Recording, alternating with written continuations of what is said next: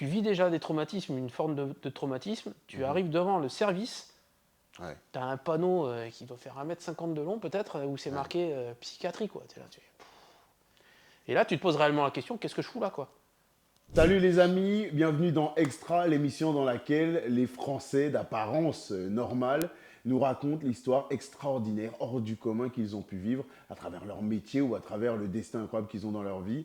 Et aujourd'hui, on reçoit Pascal qui a pas mal de choses à nous raconter, notamment sur le fait d'être un sniper. Enfin, le vrai terme, c'est tireur longue distance. Les snipers, c'est le terme qu'on connaît tous. Mon ami Pascal, comment tu vas? Ça va, super, On merci. va pas mentir aux gens, l'arrivée entre on va faire un tournage et on tourne a été pleine de rebondissements. Ouais, On va le clair, dire comme ça. clairement. Est-ce que très rapidement, tu peux dire aux gens d'où tu viens, l'âge que tu as et la profession surtout que tu exerçais il y a quelques temps? Ok, bah écoute, je vais bientôt faire mes 46 ans le mois prochain, là. Je suis né à Bayonne, dans le 64. Mhm. J'ai grandi un petit peu là-bas. Ensuite, mon père s'est expatrié pour raison professionnelle. On est parti au Portugal quand moi j'avais 3 ans. Ouais. J'y suis resté jusqu'à mes 11-12 ans à la séparation de mes parents, donc rapatrié en France. Scolarité normale, on va dire, au début. Puis après, clairement, je me suis rendu compte que c'était pas fait pour moi. Mhm. Être assis derrière un bureau à gratter, machin, Ouais. c'est pas du tout mon délire, tu vois. Donc Mhm. voilà. J'ai redoublé 2 fois. Puis arrive au moment, la question se pose de qu'est-ce que je vais faire. Qu'est-ce que je vais devenir, les études, machin. Le bac, c'est toujours plus ou moins, mais c'était d'autant plus à Oui. l'époque, c'était le truc à avoir, Ouais. sinon t'as raté ta vie et compagnie, tu vois. C'est vrai, c'est vrai. Donc moi, c'était pas du tout mon truc, le bac. Donc du coup, c'est posé la question de ce que j'allais faire, et depuis longtemps, en fait, j'avais l'idée déjà. Enfin, ça me traversait la tête sans y connaître grand-chose et compagnie. Le monde militaire, en fait, c'est quelque chose qui m'intéressait. Mhm. Donc je me suis dirigé vers ça en passant les tests justement pour pouvoir rentrer dedans et compagnie, tu vois. Donc, Ouais. C'est quoi les tests? Les tests, c'est du papier ou c'est des tests même d'aptitude physique déjà? t'as un peu des deux. Disons que déjà, tu as un premier entretien au bureau de recrutement Mhm. où tu vas essayer de ponctionner des informations. Alors aujourd'hui, c'est facile avec les réseaux, Internet et tout ça. En 3 clics, tu arrives à avoir un maximum d'informations sur les différents métiers, sur les Mhm. différentes localisations des unités et tout ça. Aujourd'hui, c'est facile. À l'époque, il fallait aller physiquement dans un bureau, avoir un interlocuteur qui connaissent un minimum le truc aussi, parce qu'en Ouais. fonction de ce que toi tu veux faire dans l'armée, c'est soit il connaît pas, Ouais, en bien sûr. plus. Bien sûr. Puis il n'y avait pas autant de diffusion qu'aujourd'hui, donc les gens ils te disaient ce qu'ils pensaient ou ce qu'ils avaient entendu sans réellement savoir certaines choses, tu Mhm. vois. Ouais. Donc c'est un peu compliqué. Donc ça c'est la première étape. Ensuite tu reçois une convocation où tu as des tests à passer, donc des tests écrits, des tests psychotechniques, des tests de connaissances générales, enfin tout un tas de choses. Ok. À l'époque, chaque évaluation était en élimination directe. Ok. Donc Ok. si t'étais un peu con, tu virais de suite, tu vois. Waouh. Mais tu avais différents tests pour voir en connaissance générale, pour voir en test psychotechnique. Tu avais un entretien aussi à passer avec les recruteurs et compagnie. Puis après, tu reçois d'autres convocations pour avoir des aptitudes médicales jusqu'à arriver à ta convocation d'incorporation, quoi. Mais c'est bien, ça tord le cou tu sais, aux préjugés que les gens peuvent avoir de si tu es à l'armée, c'est que tu es un peu con et qu'on essaie de faire quelque chose de toi. Il y a eu de ça Bien aussi sûr, dans les maintenant, on va préjugés. pas se mentir, tu as toujours, dans n'importe quoi, tu as toujours des gens qui passent à travers les mailles du filet. Oui, Après, oui, c'est bien comme ça, sûr. hein, Mais mais en tout cas, les tests sont faits pour qu'il y ait un minimum de jugeote, un minimum de ça permet réflexion. aussi, vu que depuis un petit peu les années 2000, Oui. c'est une armée professionnelle, et je pense qu'il était inconcevable pour l'État, pour le gouvernement et pour les institutions d'avoir des gens qui savent ni lire, ni écrire, ni compter. Enfin, Ouais, bien c'est sûr. compliqué, tu vois, Bien sûr. dans le truc. Le service militaire servait à déceler ce genre de choses avant, mais comme ils l'ont enlevé, je pense qu'il était inconcevable pour tout le monde d'avoir des gens comme ça qui sont professionnels dans ce Ouais, genre de ouais, bien profession, sûr. quoi. Bien sûr. Alors dis-moi, parce qu'on a fait un petit peu les spoilers en annonçant ce à quoi ça aboutit, ton parcours dans l'armée, mais c'est intéressant pour moi de comprendre le cheminement. Parce qu'on n'entre pas dans l'armée en disant je vais être un tireur d'élite, je vais être un tireur longue distance ou autre. Je suppose que même toi personnellement, ta réflexion elle a évolué. Quand tu entres dans l'armée au départ, ton objectif, ton ambition, c'est quoi? Ma toute première intention, enfin souhait, et j'ai fait ce qu'il faut pour, enfin médicalement j'ai eu l'opportunité de pouvoir le faire aussi. Ouais. Moi je voulais être parachutiste, donc je me suis orienté directement dans une unité qui était parachutiste. Ok. Donc de là, déjà tu as différentes choses à faire, tu fais enfin, dans le cursus, parce que moi j'étais commando parachutiste de l'air, donc armée de l'air, donc c'est pas, t'es pas directement intégré dans une unité parachutiste, dans ton unité où tu fais tes classes dans ton unité directement. Mhm. Le fonctionnement dans l'armée de l'air il est différent, c'est-à-dire que tu vas faire des classes générales, on Ouais. va appeler ça comme ça, c'est pas le bon terme mais c'est ça. Ouais. En fait tu as toutes les spécialités confondues qui font les classes en même temps, donc ça peut être du cuistot, du secrétaire, de l'électricien, Ah ouais. jusqu'à celui qui veut faire un métier réellement des armes. À l'issue de ça, tu vas être réorienté pour faire tes classes de spécialité. Ouais. Donc moi, j'ai fait mes classes générales à l'école à Saintes. Et après, mes classes de spécialité, je les ai fait à Dijon. Ok. Donc tu vois, c'est Ouais, rien à voir. satellisé. Et là, par contre, tu fais ta préparation en tant que fusilier commando à l'époque. Ok. D'accord. C'est pareil, c'est un truc un peu généraliste. Et après ça, tu intègres réellement ton unité. Et de là, tu fais tes classes dans ton unité, où tu as différents trucs à faire, dont le brevet parachutiste, où tu es envoyé à l'école para-apo. Tu fais tes classes dans ton unité, où tu vas être directement intégré dans ton commando avec les gens avec lesquels tu vas travailler, qui eux ont déjà fait les classes, mais tu es intégré toi avec eux en faisant les classes. Donc Ok. en fait, tous les trucs casse-couilles, on va dire ça comme ça, où tu vas galérer physiquement, où tu vas avoir des tests, des évals, des machins, ci et ça. En fait, à chaque fois qu'il y a un mec qui est intégré dans un commando, lui, il est évalué, mais tout le monde fait la même chose en fait. Ah ouais. T'es Enfin, jamais à l'époque, épargné. c'était comme ça. Ouais. Maintenant, ça a Ouais. changé. Donc, quand tu avais un nouveau qui arrivait, comme moi quand je suis arrivé, Tu on est savais que arrivé à t'étais- 2 nouveaux dans un commando qui comptait, je sais pas, à peu près 25 mecs. Ouais. Mais en fait, ils ont retrimé parce que nous, on est arrivé. Ah ouais, dur. Tu vois. Mais ça Donc, crée une notion de groupe quand même. Ça crée exactement. déjà tout de suite une notion de Mais, solidarité et mais tout. moi, alors, j'ai eu cette chance-là, c'est-à-dire que moi, j'avais pas fait mon service militaire avant. Ouais. Tous les mecs avec qui j'ai été intégré, ils avaient au moins tous déjà fait le service militaire, au moins 1 an quasiment. Ouais. Et certains étaient déjà engagés en tant que professionnels dans l'armée depuis presque 2 ans. Ben, ça m'a fait filer droit tout de suite. Hmm. Ils trimaient, Ouais. parce que moi j'étais arrivé, sachant que l'autre qui était arrivé avec moi, lui il avait fait l'armée déjà. Ok. Il avait fait son service. Ah Donc ouais. il avait déjà une expérience Toi, militaire. t'étais vraiment le bleu. Moi, Quoi. j'étais le tout neuf, Ah tu vois, ouais. sorti du sachet plastique, là, on te jette là-dedans, tu vois. Et du coup, ça m'a mis un gros coup de pied au cul, Bah dans le ouais. sens où fais pas de conneries, parce qu'eux, Ouais. ils vont te faire comprendre que s'ils ramassent à cause de toi, ça va pas le faire, quoi. Ouais. Donc, quelque part, ça m'a aidé à vraiment me sentir concerné un peu plus, tu vois, dans le truc, quoi. Ok. Justement, comme tu dis, le service militaire, je ne sais pas si c'est une chance ou pas de ne plus avoir à le faire aujourd'hui. Parce que je suis de la génération où tous les parents disaient ah, c'était bien le service militaire. Quand même, on a galéré, mais ça nous enseignait des valeurs de vie, le respect, ce genre de choses et tout. En fait, ce que je trouve dommage là-dedans, de l'avoir supprimé ça, c'est qu'en fait, tu te rends compte que ça mélangeait vraiment tout le monde. Un mec qui arrive de la cité de je sais pas quelle grande ville, il est mélangé avec le fils d'agriculteur depuis 4 générations, avec le petit bobo, ils étaient tous ensemble. Ouais. Tout le monde était habillé pareil, tout le monde était logé à la même enseigne, tout le monde faisait les mêmes activités. Enfin, tu vois. Ouais. Et ça, je pense que c'était, pour ceux qui l'ont vécu, tu peux discuter avec plein de gens qui l'ont fait, le service. Je pense que tous ça, ils vont te dire ça. Que justement, ça crée des connexions entre des gens qui, dans la vraie vie, normalement, jamais se seraient côtoyés ou Ouais. jamais se seraient croisés.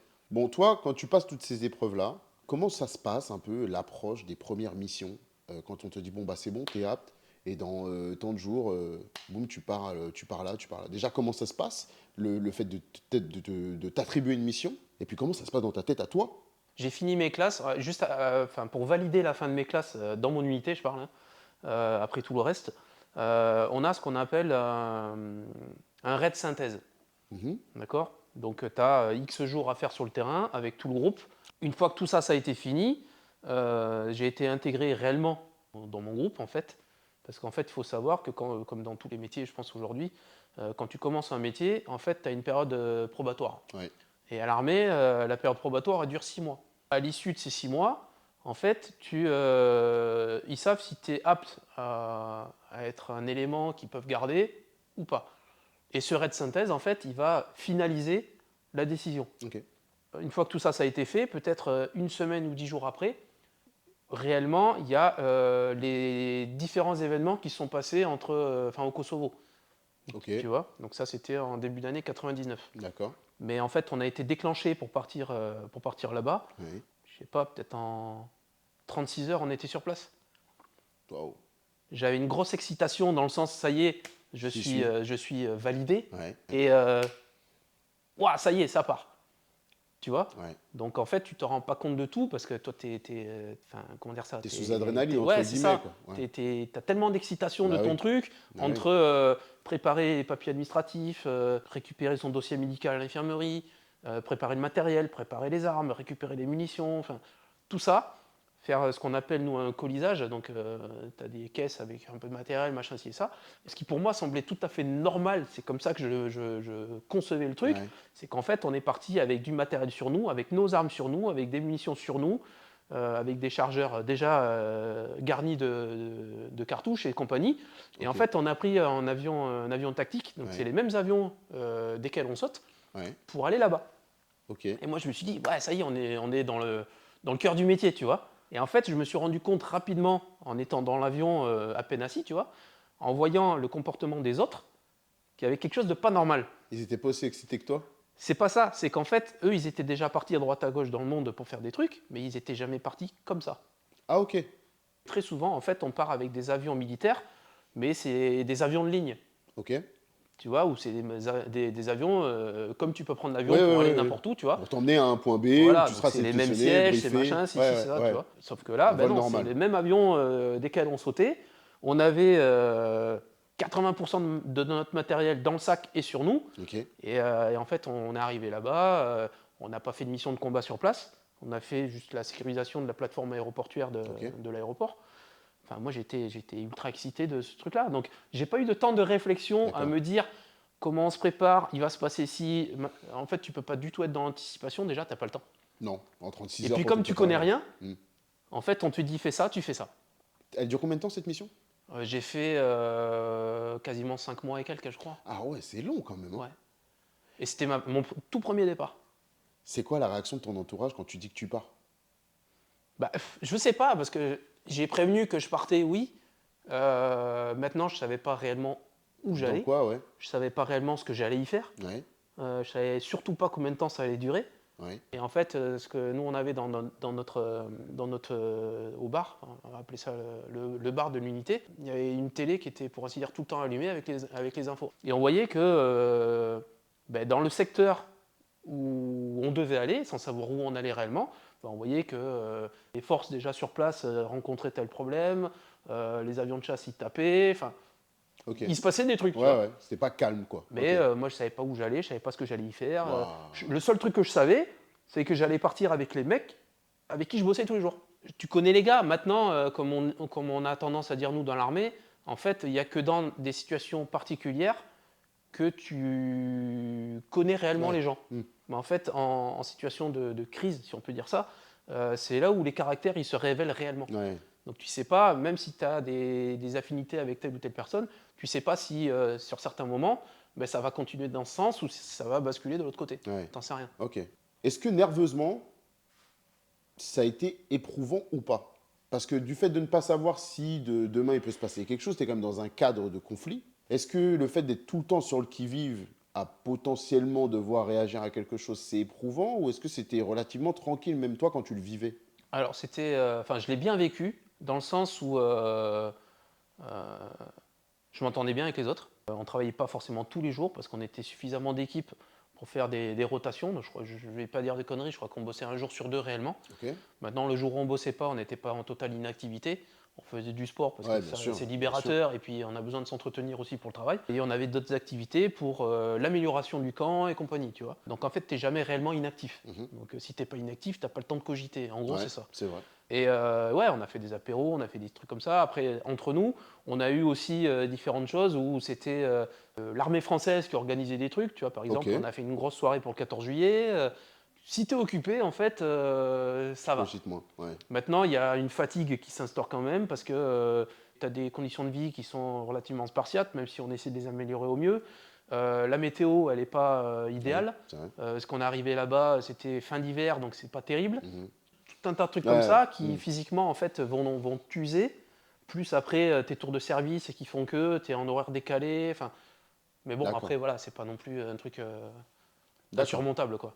Je me suis toujours posé la question, comment dans la tête on arrive à activer notre cerveau ou à modifier notre réflexion et être capable de tuer, être capable de défendre sa vie, être capable de défendre euh, jusqu'à n'importe quel point, sans limite, la vie des autres, des personnes qui nous entourent. Je pense à ton équipe, voilà, à ton entourage.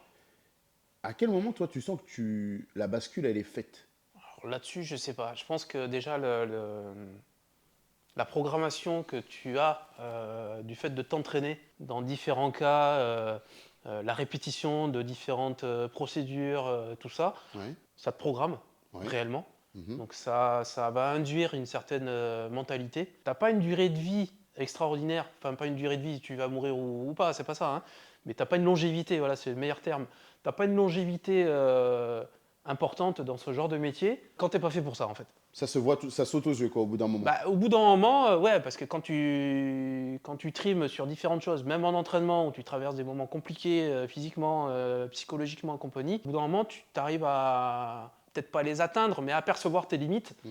Et tu n'as peut-être pas envie d'aller jusque-là et compagnie. Moi, le fait d'avoir mon parcours de vie avant l'armée aussi, le fait d'avoir pratiqué les arts martiaux depuis mon plus jeune âge et compagnie, ça m'a mis dans un certain état d'esprit déjà, tu vois, qui est un petit peu différent. Après toute mon expérience de début à l'armée et compagnie, où tu es dans un métier où tu sais que bah, c'est pas écrit noir sur blanc, mais c'est entre les lignes, tu vois, ou comme les gendarmes, les policiers et tout ça, tous les métiers d'armes, en fait, tu sais qu'à un moment donné, t'y penses pas, t'en as réellement conscience ou pas, mais c'est quelque part dans ta tête et dans ton esprit que ben, tu seras peut-être sujet à donner la mort, comme tu l'as dit, ou à la recevoir. Mhm. Tant que tu traverses pas certaines expériences, en fait, ça reste un peu abstrait. Ouais. Mais voilà, donc c'est pas quelque chose que Aurait tu été. réfléchis, que tu programmes, enfin Ouais. que tu programmes si, tu vois, mais je pense que le déclic, il y est, mais tu le vis un peu mieux, tu l'acceptes un peu mieux du fait que tu es préparé à ça, en fait. Ouais. Mais tu es vraiment préparé à ça? C'est-à-dire que les entraînements, c'est une chose. L'effet contexte réel de cette fois-ci, quand je tire, c'est pas de la fausse balle, c'est pas de la balle à blanc, c'est pas de la peinture ou autre. Est-ce que ça, les premières fois ou la première fois où tu es amené à le vivre, il y a la pleine conscience de ça dans ton esprit ou pas? Alors, je vais utiliser une métaphore qui va clairement te parler. Ouais, C'est, imagine un boxeur. Le mec, c'est le champion du monde du sac. Il a un ouais, cardio de ouais. ouf. Donc le mec, c'est une machine. Mhm. Le mec, à un moment donné, il décide, tiens, allez, je vais faire de l'opposition, je vais faire un combat. Eh ben, la première patate qu'il prend dans la bouche, Ça avait fait tout drôle. ben, tout ce qu'il a fait avant, ça l'a pas préparé Ouais, à ça, en fait. je suis d'accord. Tu vois? Donc c'est exactement la même chose, en Je fait. suis d'accord. Tu peux te préparer autant que tu veux à travailler les protocoles que tu veux, les procédures que tu veux. Tu peux simuler un blessé dans l'équipe, un mort dans l'équipe. Tu peux tout simuler. Ça reste de l'entraînement. Ouais. Et le problème, il est là, en fait. C'est qu'on s'entraîne tellement à différents contextes de trucs de plus en plus compliqués, des trucs de plus en plus vicelards, si on peut dire, Ouais. tu vois. Mhm. Euh, mais il n'y a pas la vraie réalité. Bien sûr, c'est la limite de l'entraînement. Donc, tu sais pas réellement, Ce que tu malgré tout voudras. ton entraînement, tu sais pas réellement comment tu peux vraiment réagir. Mhm. Tu as en tête les émotions, comment tu as vécu la première fois que tu as tiré sur quelqu'un, ou la première fois que tu as eu un coéquipier Alors, blessé. ça va peut-être paraître bizarre. C'est peut-être moi qui suis bizarre aussi, hein, j'en sais rien, mais j'ai toujours eu une certaine forme de détachement avec ça. Ok. Certainement un instinct de préservation que mon cerveau il a mis en place, hein. Mhm. Sur l'action, en fait, tu te fais tirer dessus, sur l'instant, tu as juste un instinct de survie qui va ressurgir. Et c'est seulement, en fait, quand tu as des moments de pause, d'accalmie, ou que l'action elle est totalement terminée, que là, tu vas réellement prendre conscience des choses. Ok. Donc, à partir de ce moment-là, tu peux pas te dire je l'ai bien vécu, je l'ai mal vécu, si ça. Si aujourd'hui, il y a de plus en plus de mecs qui font ou qui ont fait le même métier que moi j'ai fait, qui déclarent des syndromes post-traumatiques avec un délai plus ou moins long, c'est parce qu'en fait leur cerveau a mis le truc en pause pendant un certain temps et qu'au bout d'un moment, la gestion du truc elle est trop compliquée, il faut que ça sorte. Ouais. Donc toi, tu n'as pas forcément de souvenir très précis de l'après-première fois où ça a été très chaud. Là où je me suis rendu compte qu'il y avait des choses qui bougeaient, on va dire ça comme ça, c'est que plus je partais en mission, plus je vivais certaines choses, plus je me sentais un peu en décalage quand je rentrais. En décalage, c'est-à-dire? En décalage par rapport à ma vie de famille, Ok. par rapport à mon entourage civil et compagnie. En fait, tu te rends compte que tu vis des expériences qui sont extraordinaires, et ça c'est le terme exact. Et en fait, tous les gens qui n'ont pas vécu la même chose que toi, en fait, tu sais pertinemment que ça sert à rien de discuter de ça avec eux ou machin, parce qu'en fait, Ne déjà, ils vont comprendront pas te pas. comprendre. Hmm. Et en plus, d'une certaine façon, tu vas appréhender aussi le fait qu'il y a un jugement. Donc en fait, tu rentres dans une certaine forme de mutisme dans le truc, parce que tu sais que tu es en décalage, tu sais qu'il y a plein de choses, et en fonction de ce que tu vis, tu vas, entre guillemets, devenir un peu caractériel. Ok. C'est pas le mot qui correspond le plus, mais je pense que tu vas comprendre le truc. Ou un truc qui d'habitude tu vivrais bien, ça te ferait pas chier dans ta vie courante, ben, parce qu'il t'a traversé des moments compliqués, ben, le truc là, ça va être la goutte d'eau qui va faire que tu vas vriller. D'accord. Et il faut arriver à jongler là-dessus et Hmm. machin. Et c'est une chose que j'ai appris à faire avec l'armée, qui est une très bonne chose et qui est nocive en même temps, c'est le fait de savoir compartimenter les choses. Ouais, d'accord. Ça peut être très bien, comme ça peut ne pas être bien du tout en fait, de Hmm. compartimenter. Tu vois, là, tu me parles de famille, d'enfants, etc. À chaque fois que j'ai eu une réflexion par rapport à faire des métiers, euh, tout aussi bien dans le monde militaire que même la police. Hein. La police, quand je vois à quoi tu peux t'exposer, pompier et tout, j'ai à la fois énormément d'admiration pour ces personnes-là, mais en même temps une incompréhension où je me dis comment ces gens arrivent à aller au boulot en sachant qu'ils ont une famille derrière. Comment est-ce qu'on arrive à aller au boulot avec ça sur le cœur et dans la tête? Bah, je pense déjà, si tu fais ce boulot-là, malgré le fait d'avoir une... Alors déjà, en fonction de comment ça se passe dans ta famille, ça te met une certaine forme de stabilité dans ton travail aussi. Ok. J'ai eu un patron qui avait une phrase qui était très juste. Il disait, si ça va bien au boulot, ça va bien à la maison et inversement. En fait, je me suis rendu compte, pas que j'étais inconscient dans mon boulot, je faisais mon boulot tel que je devais le faire, mais je me suis rendu compte que du moment où j'ai eu mon fils, j'ai pris un petit peu plus conscience du danger, et je m'en suis rendu compte, j'ai fait un petit peu plus attention. Mais ça ne m'a pas bridé dans mon emploi quand même. J'ai fait un peu plus attention à certaines choses, mettre Ok. moins en danger, un peu moins m'exposer, un peu plus faire attention à la sécurité sur certains trucs et Moins compagnie. foufou, entre guillemets, moins. Pas foufou, parce que tu peux pas faire ce boulot-là si t'es foufou. Ok. Parce que les chiens fous, Oui, pareil, on les c'est pas détecte. gérable. Ouais. D'accord. Donc ça change quand même les choses. Ça change. Maintenant, enfin, le métier que j'ai fait, le métier que d'autres ont fait et qui continuent à faire, et tant mieux qu'il y ait des gens comme ça qui Oui. continuent à faire ce travail-là. Moi, j'ai souvent entendu des potes qui m'ont dit, mais attends, qu'est-ce que tu vas foutre au fin fond de tel pays, combattre des mecs qui sont à des milliers de kilomètres de chez nous, qu'est-ce qu'on en a à foutre en fait et compagnie.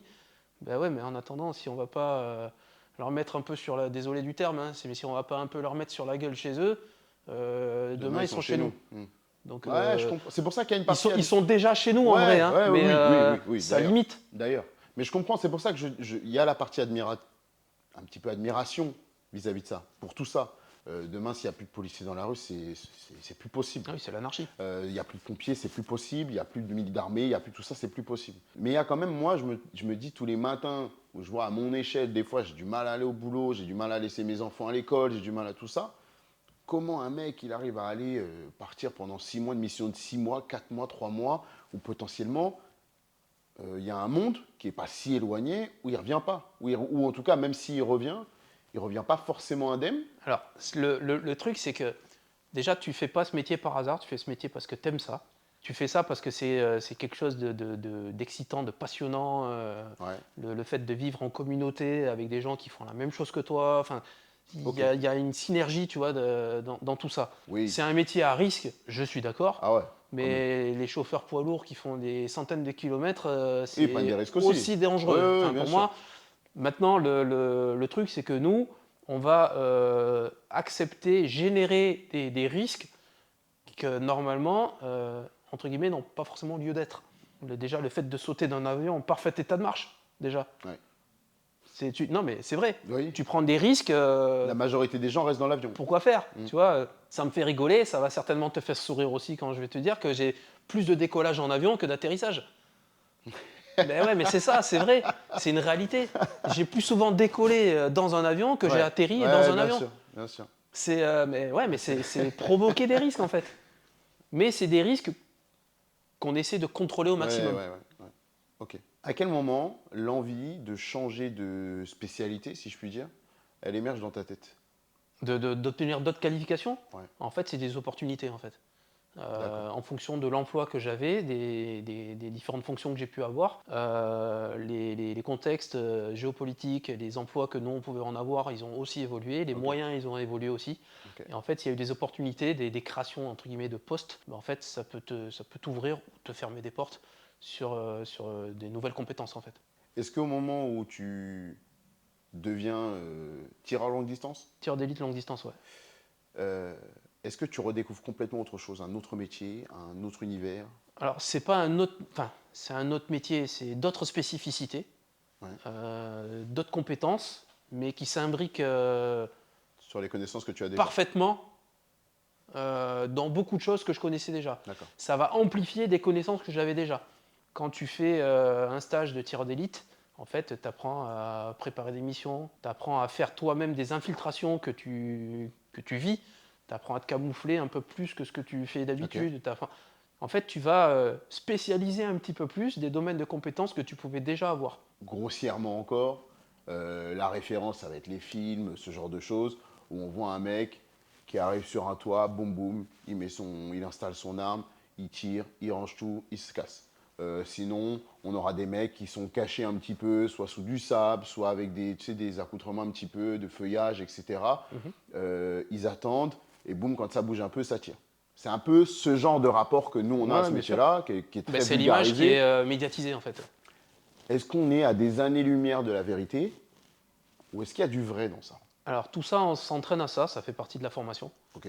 Le camouflage comme ça, peu importe l'environnement, le fait d'être positionné à un endroit, faire de la surveillance, faire enfin, de la prise de renseignement, tout ça, d'attendre pendant de longues heures, machin. Ça fait partie de l'entraînement. Le vrai métier, entre guillemets, enfin, ça fait partie du truc, mais la globalité de l'emploi d'un tireur d'élite, c'est de la prise de renseignement. Tu peux voir dans les films ou machin, le mec il est là, pouf, il tire. Il Ouais. se déplace, il se met ailleurs, pouf, il se tire, et Ouais. ainsi de suite, il fait que tirer le mec. Ouais. Ben, en fait, tu vas passer 90% de ton temps à pas tirer en fait. Et encore, je dis 90%, tu peux même mettre des Ah pourcents ouais, en c'est plus. vrai à ce Hein. point-là? Ouais, ouais.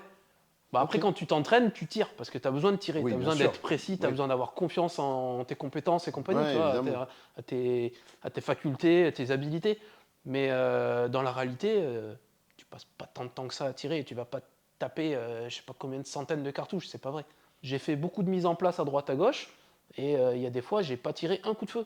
Il y en a plus de fois où tu n'as pas tiré avec ton fusil à Ah lunettes? ouais, clairement. Ah ouais? Ah ouais, ouais, clairement. La compétence majeure en fait qu'il faut avoir et compagnie, en fait, c'est être suffisamment entraîné pour augmenter en fait le pourcentage de chance de réussite Hmm. si tu as un tir à effectuer. Maintenant, le fusil à lunettes, le fusil à répétition manuelle, donc c'est vulgairement le fusil à verrou, tu vois, c'est ça. Hein, bah, c'est pas fait pour tirer 200 cartouches, quoi. Non, au contraire, c'est plus Tu vois. une, deux. Donc, Ouais, il faut pas que tu mettes 20 cartouches à descendre un mec. non.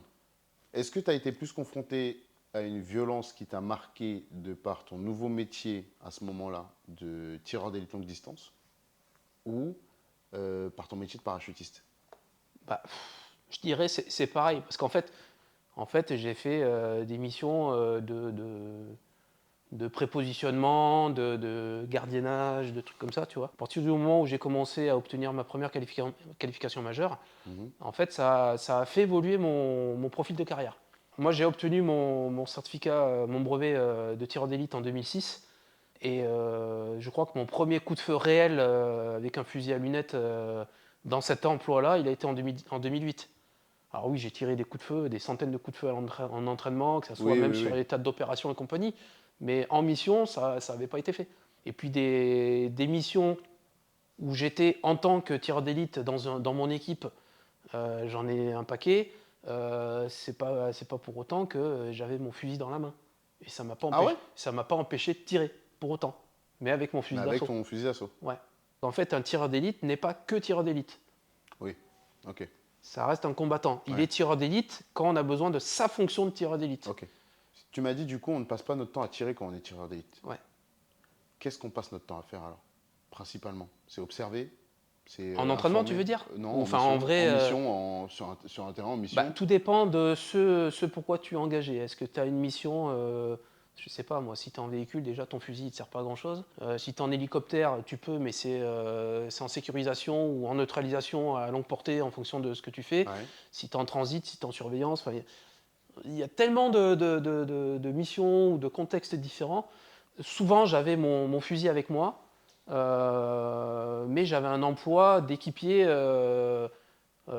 d'équipe de combattants, on va dire, type infanterie, même si c'est pas ce qu'on faisait, mais type infanterie, où en fait, tu as ton job avec ton équipe et tu fais ton métier comme les autres équipiers, en fait.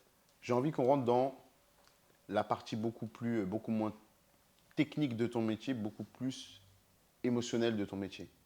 Il y a eu et je te laisserai mettre les mots dessus, des séquelles suite dans ton comportement de tous les jours. On en a un petit peu parlé un petit peu plus tôt là aujourd'hui. Dans ton comportement pardon, de tous les jours, par rapport à ce que tu vivais en mission, la façon de digérer ça, de continuer ta vie dite normale de civil, comme moi, comme n'importe qui, une fois rentré auprès des tiens. Avant qu'on en arrive aux conséquences que ça a eu, est-ce que tu arrives à, dans le temps, resituer suite à quoi principalement tu as commencé à ressentir une gêne psychologique et mentale? Est-ce que c'est une mission en particulier ou est-ce que c'est un enchaînement de missions graves en particulier qui t'ont amené à ça? Comment tu l'as ressenti, ce changement? On peut mettre un mot déjà dessus pour dire ce que tu as vécu. Moi je te ça le dis s'appelle? clairement, je suis toujours blessé d'un syndrome post-traumatique, hein, D'accord. donc la cicatrice elle est de plus en plus propre, si on peut dire ça Ouais. comme ça. Il n'y a pas un événement qui m'a traumatisé particulièrement. Je pense que c'est une accumulation de différentes choses que j'ai su digérer à l'instant T, mais qu'après ça se dégrade avec différentes choses. Je me rends compte que le cerveau humain n'est pas fait pour gérer du stress sur une grande longévité. Et peu importe le métier qu'on fait. Du stress encore et encore, et puis ainsi de suite, et machin, ici et ça. Enfin, au bout d'un moment, il y a un seuil, et si tu dépasses ce seuil, ben, tu sais qu'il va y avoir des conséquences, des séquelles, et ainsi de suite. Maintenant, quand tu es passionné par ton boulot comme je l'étais, le seuil, tu sais qu'il existe, mais tu veux pas le voir. Ouais. Tellement tu t'éclates dans ton job, que tu es avec tes potes, que... Enfin, je sais pas, c'est un C'est un tout. bon moment, ça reste un bon moment entre C'est un guillemets tout. pour toi de vivre ça, t'as pas envie de t'en passer. C'est pas concevable Ouais. de s'entraîner et de ne pas être employé ce pourquoi tu t'entraînes. Ouais. Enfin, tout le Oui, monde dans c'est son logique, métier, oui. c'est ça, tu vois. Bien sûr. Mais c'est comme ton domaine, c'est le foot, tu as un mec qui fait tous les entraînements et compagnie, il joue jamais un match. Ouais. Il y a un côté Oui, qui n'est bah, pas péter, normal, qui n'est ouais. pas logique. Tu vois le truc? Je comprends totalement. Donc c'est exactement ça. Là, le truc, c'est qu'en fait, c'est l'accumulation de plein de choses, un trop plein de stress sur différentes choses qui peuvent être, on va dire, banales, ne serait-ce qu'en entraînement. On a une activité à risque, quoi qu'on fasse. Tout ça, ça accumule, ça accumule, ça accumule, ça accumule. Et à un moment donné, ton cerveau, avec des événements traumatiques, ton cerveau, il se met en sécurité, en fait. Ouais. Il y a une espèce de distance, entre guillemets, même là dans ton discours, j'ai l'impression qu'il y a une distance entre ce que tu as vécu, la gravité de ce que tu as pu vivre, ce que tu as pu voir, et ta façon de le raconter. Est-ce qu'il y a dans ton esprit des missions, des contextes, des événements, des ordres, peut-être même, des décisions à prendre qui t'ont marqué plus que d'autres? C'est une pudeur? C'est quoi? Alors, déjà, il y a certainement une forme de pudeur, ouais, D'accord. certainement. Mhm. Et peut-être que la forme de pudeur que j'ai aujourd'hui, c'est aussi peut-être une façon de me préserver, tu vois, Ouais. pour pas trop revenir en arrière sur des émotions, des sensations, des trucs comme ça, tu vois. D'accord. Maintenant, j'ai pas de blocage particulier à parler de ça, Non. tu vois, mais je vais, comme tu dis, je mets un peu de réserve, ouais. Ok, d'accord. Si tu veux bien, on va parler un petit peu des conditions dans lesquelles tu apprends ton trauma. Ouais. Est-ce que c'est quelqu'un qui le décèle chez toi? Est-ce que c'est toi qui, à un moment de réaction, te dit « Ouh, c'est bizarre que j'ai cette réaction, ce sentiment, il y a peut-être quelque chose qui ne va pas ». À quel moment tu commences à comprendre qu'il y a quelque chose qui cloche? Alors, je pense que c'est un enchaînement de choses. Je sentais qu'il y avait des trucs qui m'agaçaient plus, je devenais un peu plus aigri sur certaines choses. À la maison ou au boulot? Les deux, en D'accord. fait, les deux. un pote infirmier, on se retrouve en Afrique et on s'était vu, je sais pas, 6 ou 8 mois avant sur une autre mission, tu vois. Et puis en discutant, machin, ci et ça, je sais pas, il m'a dit, putain, il me fait, ça va, je sais pas, je te sens différent, il y a un truc, machin. Et puis comme il me connaît, il a vraiment vu la différence avec le avant, tu vois. Donc il m'a dit, il me fait, écoute, quand tu rentres, moi je te conseille d'aller voir ton médecin. Tu lui dis qu'on a discuté, que moi je me suis rendu compte de certaines choses. Tu lui en parles, il va te faire passer un test d'évaluation en fait sur les facteurs traumatiques et compagnie. En fait, tu as un test d'évaluation sur tes ressentis, sur telle ou telle situation, ton sommeil, machin, enfin, tu as une batterie de questions. Et en fonction du résultat, en fonction de où tu as coché la case, en fait, ça va te donner un bilan de est-ce que tu es en état de stress post-traumatique ou pas. Et puis c'est quelques temps après, en rentrant, je me suis bien pris la tête avec ma femme et avec les petits aussi. Enfin, Ça a bien ça a chauffé. pris trash, tu vois. Rentrer en plus, tu vois, tellement ça allait pas à la maison, j'ai écourté mes vacances pour reprendre le boulot plus vite. Ok. Et puis j'ai été consulté médecin pour autre chose. Ben, j'en suis venu à parler de ça, machin. Et puis là, ok, diagnostic, tac, tac, tac, ok, machin. Donc, hop, visite chez le psy à l'hôpital militaire. Donc là, gros choc, Ouais. parce que je me sentais pas fou. Bah oui. Parce que tu vas quand même dans un service où c'est marqué psychiatrie, tu vois. Ouais, Donc, ouais, c'est violent. c'est l'image qu'on a, tu vois. Mhm. Et je me sentais pas fou. Et en fait, ils m'ont mis une interruption temporaire, enfin des inaptitudes temporaires à l'emploi. C'est-à-dire que j'avais plus le droit de partir à l'étranger en mission. Ok. Enfin, il y avait des choses comme ça qui me bridaient en fait dans mon emploi. Ok. Donc, j'étais pas en arrêt, Mhm. mais j'avais des choses que j'avais plus le droit de faire ou sous contrôle. Ok. Tu vois. Donc, Ça machin. aussi, c'est violent. Bah ouais, c'est violent. Je suis retourné voir, enfin j'avais des visites de temps en temps chez le psy, tu sais, pour faire Oui, des bilans d'évolution, de progression et ça. Et puis au bout d'un moment, ça m'a gavé. J'ai dit, ben non, là c'est pas possible. J'ai dit au psy, ça va, j'ai fait tel truc à l'entraînement, j'ai fait ci, j'ai fait ça. Vous mettez des restrictions sur partir à l'étranger, mais je peux encore sauter en para, je peux toujours tirer, je peux toujours faire ci, faire ça. Pour moi, c'est pas cohérent, quoi. Mhm. Donc vous m'autorisez à faire des activités dangereuses, des activités à risque, mais je peux pas faire la même chose en fait à l'étranger. Ouais. Oui, il y avait pas. Je comprends pas en Ouais, fait, tu je vois. comprends. Et du coup, ils m'ont remis une aptitude. Quelques petits mois après, je suis reparti en mission, jusqu'au moment où j'ai fait un vrai craquage, peut-être 2 ans, non, plus que ça même. Allez, ouais, si, 2 ans et demi après. Ok. Là, j'ai vraiment Comment pété. ça se manifeste, ça, ce fait de vraiment péter?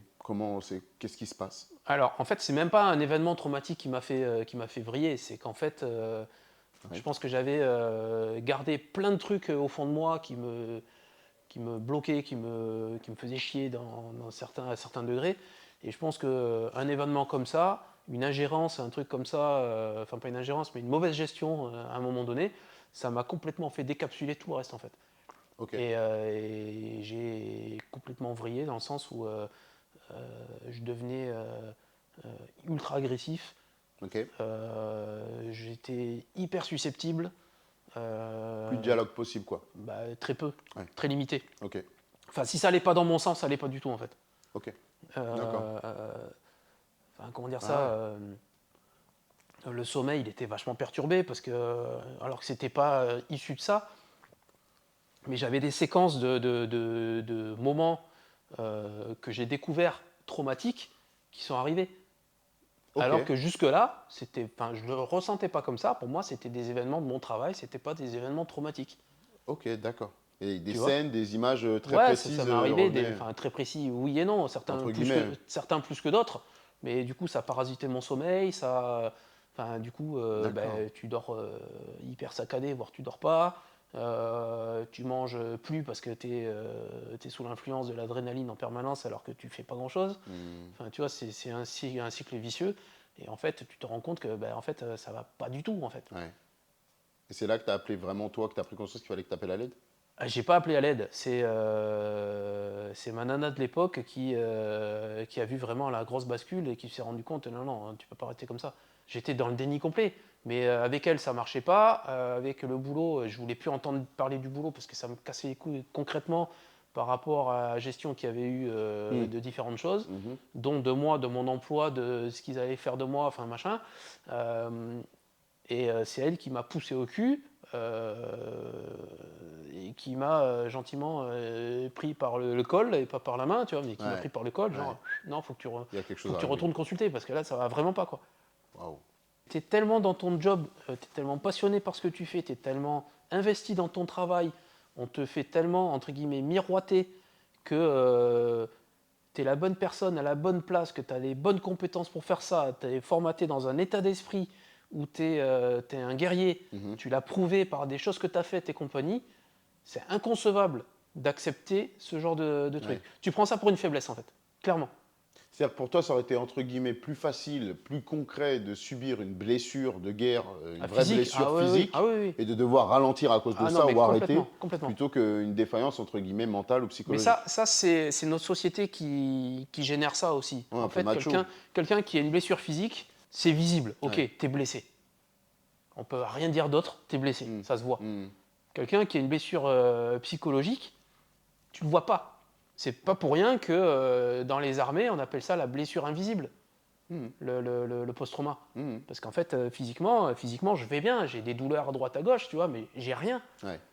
Tu vois, comparé à des copains qui ont été blessés physiques et qui ont subi des amputations et des trucs comme ça, j'ai rien. Ouais. Ouais. Ça impacte ma vie de manière psychologique, Oui. mais ça n'a aucune incidence sur ce que je peux faire tous les jours. Par contre, à l'armée, ce qui s'est passé, c'est que du moment où on est dans un travail de guerrier, de combattant, où on doit être fort, on doit être solide, on doit être compétent dans ce qu'on fait, on doit être expert dans notre métier et compagnie, en fait, du moment où tu as un mec qui traverse un moment comme ça, est-ce que c'est une volonté naturelle? Est-ce que ça se fait de manière inconsciente? Je ne sais pas du tout. Mais en fait, tu es mis de côté, clairement. Ok. Moi, ça a été mon cas. Je suis devenu un paria du jour au lendemain sur un claquement de doigts, dans le sens où les gens, peut-être qu'inconsciemment, ils se disent « Putain, on a fait des choses ensemble, on a traversé ça, je fais le même métier, même si on ne travaille pas ensemble. Je suis sujet au même risque. Lui, il a vrillé comme ça. Putain, ça va m'arriver. » Comme s'il y avait un effet contagieux, tu Ouais, vois, c'est du ce que truc. j'allais te dire. Comme s'il y avait un effet contagieux. Donc je comprends très bien les mecs qui m'ont mis un peu de côté, dans le sens, il faut qu'ils restent eux dans le match, parce qu'il faut continuer à faire son travail correctement et compagnie. Mais d'un autre côté, le côté humain, c'est très impactant, c'est très Bien blessant. sûr. Déjà que t'es pas bien, ça rajoute des Bien couches, tu sûr. vois. T'as quoi pour te raccrocher? Bah, en fait, j'ai quoi J'ai plus grand-chose. Je faisais du sport parce que c'était un exutoire, Ouais. où je me mettais des doses de sport de 4-5 heures par jour, voire plus des fois, Ok. parce que fallait que je lâche, et puis ça te permet de penser à pas grand-chose aussi quand tu fais du sport. Sauf qu'à un moment donné, tu es tellement éclaté que tu peux plus rien faire, et là, ça Là, tu cogite encore cogites. plus. Alors, c'est malheureux ce que je vais dire, mais heureusement qu'il y avait aussi une forme de solidarité entre nous, patients, à l'hôpital psychiatrique, enfin à l'hôpital militaire dans le service psy. J'ai eu la chance de retrouver des têtes connues en allant dans le service. Ok. D'accord. Il y a un côté un peu rassurant où tu vois des têtes que tu connais déjà, même si tu n'avais pas de grosses affinités avec eux. En fait, tu as vécu des choses, mais c'est des têtes que tu as déjà croisées. Et là, tu sais que tu vis la même chose qu'eux. Le premier truc qui te vient, c'est pas le truc que je suis pas fou, c'est putain, je suis pas tout seul. Ah ouais. Tu vis déjà des traumatismes, une forme de traumatisme. Tu arrives devant le service, Ouais. tu as un panneau qui doit faire 1,50 m de long peut-être, où c'est marqué psychiatrie, quoi. Et là, tu te poses réellement la question, qu'est-ce que je fous là, quoi? Jusqu'où ça va tes pensées? Est-ce que ça va jusqu'au je dois me foutre en l'air? Est-ce que ça va simplement du bon bah c'était pas pour moi, j'ai une colère envers l'armée, tout ce qui va avec et simplement je tourne la page? Jusqu'où ça va? Alors, j'ai été déjà sur la fin, avant que ça soit vraiment diagnostiqué, que je fasse des visites et des séjours à l'hôpital, machin ci et ça. J'avais une aigreur qui était de plus en plus affirmée envers l'institution. Ouais, j'ai eu des idées très sombres, oui, mais ça, j'ai pas honte de le dire. Il y a des idées bien dark qui me sont venues. Mais d'agressivité envers Envers moi. envers toi-même? C'est envers moi, toi-même ouais. ou envers. Ok, Non, d'accord. envers moi. Ok. Dans le sens, il m'arrive ça, c'est normal, je le mérite. Ah, il y a eu ça dans ta tête. tu vois. Donc il y a eu ça dans ta tête. c'est compliqué des fois à gérer, ouais. Qu'est-ce qu'il y avait comme élément qui te disait que tu le méritais? Mais je sais pas, tu sais, après, C'est simplement ça, c'est des c'est, idées noires, quoi. bah ouais, tu sais, quand tu rentres dans un cycle où il y a les choses qui s'enchaînent du mauvais négatif et compagnie, en fait, tu te complains un petit peu toujours Oui, dans le oui, c'est truc. vrai. Bah, c'est pas bien, bah, c'est pas bien, ok, bah, c'est normal, hein. Ok, Tu vois, tu n'arrives d'accord. pas à remettre des choses un peu positives dedans et c'est difficile. C'est difficile de sortir Ouais. de ce truc-là. Et moi, j'ai eu la chance d'avoir un très bon pote qui m'a mis un petit peu le pied à l'étrier sur un truc, qui m'a donné un objectif à, à moyen terme, on va dire. Et c'est ça qui m'a aidé à sortir la tête de l'eau, plus sortir le reste du corps et ainsi de suite, tu vois. Mais moi, je connais des mecs qui étaient à l'hôpital en même temps que moi. Je suis plus en contact avec eux parce que j'avais pas leurs coordonnées et compagnie, mais je suis sûr qu'ils y sont encore. Ah ouais, J'en suis certain. ça peut durer si longtemps que ça? Ah ben, mais tu sais, Il y en a qui ne s'en sortent pas, mais... ça dure autant que tu en as besoin en fait, hein. Ouais, Donc il n'y a pas de, y a pas de date de péremption hein, en fait hein, sur ton truc, hein. ouais. Si ça va pas, ben, si ça va pas pendant 10 ans, ben, ça va pas pendant 10 ans. Et puis si tu as besoin de consulter pendant 10 ans, ben, tu as besoin de consulter pendant 10 ans. Ouais, bien sûr, bien sûr. Donc toi, tu me dis, c'est un ami qui t'a donné un objectif à moyen terme à atteindre. Ouais. C'est quoi cet objectif sans indiscrétion? Aujourd'hui, j'enseigne une discipline de self-défense, enfin, un système de combat global en fait, mais qui inclut une grosse partie de self-défense. Mhm. Et en fait, le fait de me mettre le pied à l'étrier là-dedans avec un objectif de carrière, si on peut dire, autre que ce que je faisais à l'armée, ça m'a donné un objectif en fait. Ça m'a dit, ok, bah tiens, ta vie elle s'arrête pas parce que l'armée c'est fini en fait. Ok, Tu vois, il y a eu un avant l'armée, il y a eu un pendant, et il y a aussi une possibilité il se passe quelque chose derrière, quoi. ok, Tu vois. d'accord. Donc Ok. c'est ça aussi, quoi. Enfin, c'est hyper valorisant, quoi. En tout cas, par les temps qui courent, il y a pas mal de monde, à mon avis, qui sera potentiellement intéressé par tes services. Donc, n'hésitez pas, on va vous mettre tout ça en description, les amis, pour que vous puissiez retrouver Pascal et pourquoi pas avoir droit à des cours de self-défense. J'en reviens à ton histoire, parce qu'il y a quand même une partie que j'ai pas, qui m'intéresse. C'est à quel moment, toi, tu sens que tu t'en sors? Si tu sens que tu t'en sors. Tu peux pas guérir totalement, c'est pas possible, c'est pas. Enfin, ça doit arriver, mais je pense que c'est de l'ordre de l'exceptionnel. D'accord. Pour toi, ça fait Euh, partie de toi, ça Moi, restera en moi toi. j'ai des trucs dans ma vie de tous les jours aujourd'hui, des choses qui me mettent des piqûres de rappel, tu vois. Hmm. Euh, c'est con, hein, je suis sur le terrain de rugby, des fois, j'entends un hélico passer, tiens, ça m'alerte. Ah ouais, c'est vrai. Je sais pas, des vibrations, des fois, pendant longtemps, j'ai évité d'aller voir des feux d'artifice. Parce que Ah, le bruit ben, les te... détonations, l'odeur de la poudre brûlée, Ah les vibrations dans ouais. le sol, enfin, tu vois, ça fait Ok. résonance en fait, tu vois. Hmm. C'est Ça des. réveille des choses en toi. Ouais, ouais, et puis c'est pas forcément. Maintenant je peux, tu vois, mais pendant un certain temps c'était compliqué parce que ça. Ouais. J'ai eu fait, moi, des publications sur mes réseaux avec des événements traumatiques, pas des événements traumatiques enfin, qui m'ont impacté, oui, mais indirectement. C'est-à-dire que les annonces officielles des décès de copains à moi, des trucs comme ça, Hmm. j'ai eu fait des publications. Et tu sais, comme sur différents réseaux, ben, des fois, tu as des trucs en souvenir, les machins, les ci, les ça, tu vois. Ben, quand c'est la date à laquelle c'est arrivé qui me revient à la gueule, je fais, wow, Ah ouais, dur. tu vois, mais bon. Hmm. Quand tu m'as parlé de la gestion humaine, parfois, ça m'a interpellé parce que dans le rapport militaire, moi, dans ma tête, j'ai tout de suite ce truc de ordre-action. Ordre-action. Mhm. Qu'une hésitation, qu'une remise en question, qu'une contestation, en général, c'est accompagné par des sanctions. Mhm. Euh, Est-ce que toi, ça t'est quand même déjà arrivé, de par soit tes missions de parachutiste, soit tes missions de tireur d'élite longue distance, de remettre en question des ordres, Alors, il y a un truc qui se dit à l'armée, c'est pas écrit officiellement, hein, mais en fait, tu as droit de refuser un ordre qui te paraît pas cohérent ou qui te paraît, je sais plus comment on dit ça, mais en fait, c'est un ordre, vulgairement, un ordre débile, D'accord. tu vois. Mhm. Maintenant, c'est pas écrit officiellement, c'est pas ci, c'est pas ça. Moi, ça m'est arrivé, je te dis, individuellement plusieurs fois, et, et une fois où ça m'est arrivé, c'est parce que j'ai estimé que cet ordre-là, il était, comment dire ça, il était disproportionné. L'ordre que j'avais reçu, il était disproportionné par rapport à ce que moi j'interprétais ce que je voyais. Ok. Donc pour t'expliquer le contexte, avec mon équipe, c'était en Afghanistan, donc j'ai aucun souci à te situer l'endroit, hein. Ouais. On était en Afghanistan, on était dans une vallée, il y avait une mission en cours dans notre vallée. Nous, notre équipe, elle n'avait pas été engagée sur la mission, mais depuis le camp où on était stationné, on voyait l'action en fait. Ok.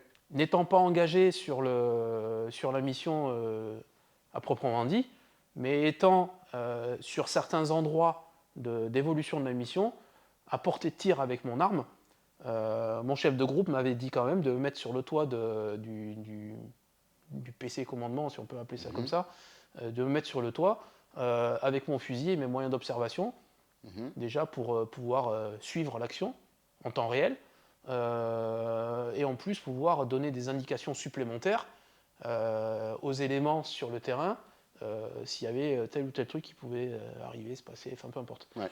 La chaîne de commandement qui était juste l'étage en dessous de moi en fait ils ont eu une info par un groupe de combat qui était plus haut dans la vallée, comme quoi il y avait un individu potentiellement hostile qui se dirigeait dans leur direction.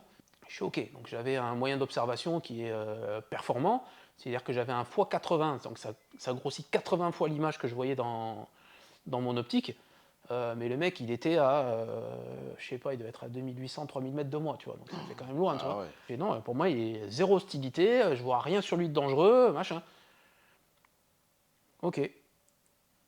2 minutes après, les mecs, ils rebalancent le truc comme quoi ce mec, il est dangereux. L'autorité, en bas, le chef de corps, donc le grand patron de l'unité qui faisait la mission, donc il avait 150-200 mecs sur la mission, tu vois, en train de faire la mission.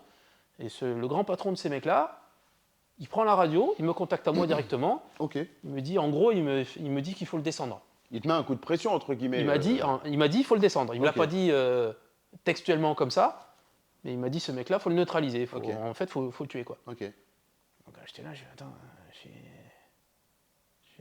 j'ai pas compris, tu vois, au départ. Donc j'ai fait répéter l'ordre, il m'a répété l'ordre. Et là, je suis sorti de mon truc, j'ai passé la tête, tu sais, genre sur le rebord du mur, et j'ai appelé mon supérieur, tu sais, par son pseudo, de manière à ce qu'il voit que c'est moi qui l'appelle, et j'ai dit, je fais, monte, viens voir. Tu vois. Et il a regardé, du coup. Et ben, il a regardé dans l'optique, et il me dit, je fais, ouais, t'as bien vu, et ce mec-là, il a qu'une jambe. C'est pour ça qu'en fait, il se déplace Hyper lentement, en 10 hyper minutes. lentement, quoi. Oui. Il fait, ben ouais. Mais en fait, l'autre, il voulait que je le bute, quoi. Mais là, j'ai réussi d'une autre manière, poliment, entre guillemets, mais en lui disant clairement d'aller se faire foutre, que j'allais pas tirer. J'ai justifié qu'en fait, le mec, il était hors de portée pour mon arme. Ce qui était une réalité. Ah oui, d'accord, ok. Ah ouais, tu t'es, entre guillemets... Mais j'ai quand même refusé le tir sur un ordre direct. Ok, ok. Tout à l'heure, tu m'as dit qu'il y avait des choses qui te revenaient en tête, des images de scènes violentes ou autres. On n'a pas creusé tous les deux. Tu m'as parlé de ta pudeur. Il y a un événement où tu as dû intervenir pour potentiellement sauver, aider tes partenaires, sauver un camp, te protéger toi. Ouais, c'est arrivé plusieurs fois et que ça soit des attaques à l'arme légère, donc de la Kalash proprement parler, ou des mitrailleuses soviétiques et compagnie, se faire tirer dessus au mortier, enfin, D'accord. c'est arrivé. Ah ouais, même au mortier et ah tout. Ouais, c'est arrivé plein de fois, ouais. C'est du bon niveau de harcèlement. C'est arrivé plein de fois, mais tu vois, ce qui est perturbant avec le recul, c'est qu'en fait, tu vis ta vie normale, tu vois, tu bouffes, tu fais ton sport. Là, je repense à un truc où on était en train de faire du sport avec deux potes, tu vois. On faisait du sport, on se fait tirer dessus. Ben, là, comme ça, tu passes en mode guerrier alors que tu l'étais absolument pas, tu vois. Ok. Et tu pars, tu t'équipes rapidement, c'est-à-dire que si t'es en short, tu vas pas enfiler un pantalon, tu restes en short, tu restes en t-shirt ou en débardeur, ou torse nu, tu mets ton gilet pare-balles, ton casque, tu prends ton arme et tu vas sécuriser l'enceinte dans laquelle tu vis, en fait, tu vois. Donc, ouais, c'est arrivé plein de fois, ouais. Ok. Je me rappelle avec mon ex-femme, des fois, on se faisait des Skype, c'était le truc à la mode à l'époque, tu vois, on se faisait des Skype. T'es en pleine discussion avec elle, et puis, bon, attaque de camp, elle fait, bon, écoute, les voisins, ils sonnent à la porte, et j'y vais, quoi. Tu vois, Wow. Mais pour elle, mais même pour elle, c'est terrible. Pour elle, Non mais oui, bah oui. Mais ça, moi, je m'en rendais pas compte. Ah ouais, tu te rendais pas compte, toi? Non, parce que moi, C'était ton quotidien, quoi. moi c'était bon, attends, les mecs qui tirent, ouais, bah attends, on finit notre phrase. Non, non, c'est là, il y a urgence. On n'est pas nombreux sur le camp. Je sais pas ce qui se passe. Je sais pas d'où ça arrive. Je sais pas, est-ce qu'ils arrivent pour nous attaquer, pour nous casser juste les couilles, ou est-ce qu'ils veulent vraiment nous attaquer et pénétrer pour nous finir tous, tu vois? En fait, tu t'imagines tout un tas de choses, en fait. Et Seigneur. tu te dis pas, ouais, ben c'est bon, dans 2 minutes ils ont fini, c'est bon, vas-y, on continue. Le camp où j'étais, c'était un camp qui avait une capacité de 250 personnes. Ok. Sur la majorité de mon mandat, donc un mandat de 6 mois, la majorité de mon mandat, on était 12 Français dedans. Ok. Après, il y avait, je crois qu'on avait, je sais pas, 60 ou 80 mecs de l'armée afghane avec nous, mais qui étaient dans la même grosse enceinte, mais il y avait 2 camps. Il y avait le camp français et le camp des Afghans. Tu vois? Mais on n'était que 12 Français. Et c'est-à-dire que s'ils décident, pour X raison, que les choses doivent mal se passer, c'est mort pour vous. Vous ne pouvez rien faire. C'est ça. C'est-à-dire que la surface de la zone, elle était vachement étendue pour le nombre de Français qu'on était. Ah ouais. Waouh. Et dans ce contexte-là, ça a toujours été l'intimidation, comme tu me disais là, ou tu as vraiment eu des affrontements concrets? On a eu on a eu des vrais affrontements. Ouais. C'est de l'affrontement qui a commencé. On s'équipe, on y va. Ça dure un peu, ouais. C'est déjà arrivé, ouais. Waouh. C'est déjà arrivé. Et le fait, il y a un côté rassurant, un côté frustrant en même temps, dans le sens, le côté rassurant, c'est enfin, on a quelqu'un en face de nous, et du coup, enfin, on peut tirer, Ouais. et pas juste tirer sur des cailloux où on pense que le mec il est derrière, tu vois, des fois. Ouais. Là, c'est enfin, je vois un mec. Waouh. C'est le souci, il est là, en fait. Hein, tu vois, Bah oui, non, c'est mais la prise ça- de conscience que tu en as derrière, en fait. Ouais, totalement, totalement. Comme tu dis, la routine tue, quoi. Pascal, merci. Je vais mettre quelques jours à m'en remettre de cet entretien. Non, j'espère pas pour toi. Écoute, y a rien de... Non, mais si, quand même, les choses que tu as vécues, elles sont assez, pour le coup, vraiment extraordinaires. C'est complètement dingue. Enfin, j'ai fait mon job, quoi. J'ai fait mon métier, tu vois. Donc, Ouais. y a des choses qui ont été impactantes, traumatisantes, enfin impactantes dans le bon et dans le mauvais sens, des choses plus traumatisantes, ouais. Tu... Mais enfin, j'ai fait mon métier. Si j'avais pas été à ma place, si j'aimais pas ça ou machin, j'aurais arrêté bien avant, tu vois. Donc, Wow. moi, je trouve pas ça extraordinaire, tu vois. Il y a des mecs qui font ça encore et bien plus que ce que j'ai pu faire encore Ouais, tous bien les sûr. jours, tu vois, aujourd'hui et qui feront ça encore demain et dans les années à venir. Et tant mieux. Et merci, merci qu'il y ait encore des mecs qui fassent ce truc-là, tu vois. Bah, ça reste extraordinaire, tout ce que tu m'as raconté aujourd'hui, parce que la majorité des gens l'ont pas vécu. Donc, si, ça sort du commun. Et il y a des Ça sort choses du qui commun. vivent des choses qui, pour moi, sont beaucoup plus extraordinaires, C'est vrai. qui ont des C'est contextes vrai. différents. Par Tu vois. définition, c'est vrai. En tout cas, merci d'avoir bien voulu partager toute cette Ben, expérience-là. avec plaisir, nous. hein, merci de ton invitation. Je t'en prie, ça m'a fait plaisir. J'espère que vous avez apprécié. Et pour les autres, si vous avez aussi conscience d'avoir vécu des choses hors du commun, comme Pascal aujourd'hui et comme beaucoup d'autres épisodes que vous avez pu voir, n'hésitez pas à nous contacter. On a toute une adresse mail mise en place, les réseaux sociaux, call interview. Et ça sera un plaisir de vous recevoir et de discuter avec vous de votre expérience folle. À très vite. Ouais, ça marche. Merci beaucoup.